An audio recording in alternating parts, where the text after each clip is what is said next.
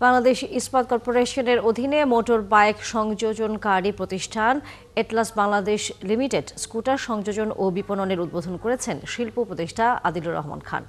বুধবার সকালে গাজীপুরের টঙ্গী বাজার এলাকায় সরকারি এই কারখানার এক অনুষ্ঠানে যোগ দেন। এ সময় উপদেষ্টা বলেন, এটি কেবলই যানবাহন নয়, বরং ভবিষ্যতের জন্য সবুজ প্রকৃতি বান্ধব। যেমন জ্বালানি খাতে নির্ভরতা কমাবে, ঠিক তেমন বৈদেশিক মুদ্রা সাশ্রয় করবে। চলমান ব্র্যান্ড সংকট থেকে বের হতে এটলাস ইজি ব্র্যান্ডের ইলেকট্রিক বাইক উৎপাদন ও বিপণনের সিদ্ধান্ত গ্রহণ করা হয়। বিশ্বে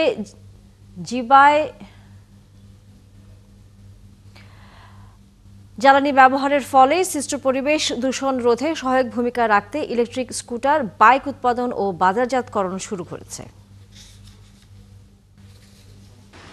সরকার সবসময় দেশীয় শিল্পের বিকাশে সহযোগিতার হাত বাড়িয়ে দিয়েছে এবং বিশেষ করে এই গণঅভ্যুত্থানের মধ্যে দিয়ে আসা যে সরকার সেটা বিশ্বাস করে এই শক্তিতে।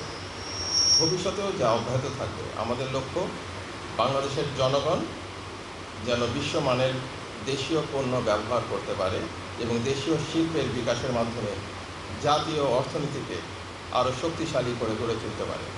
আমি বিশ্বাস করি আমাদের সম্মিলিত প্রচেষ্টা ও সুষ্ঠু বিপণন পরিকল্পনার মাধ্যমে এই উদ্যোগ সফলতা অর্জন করবে।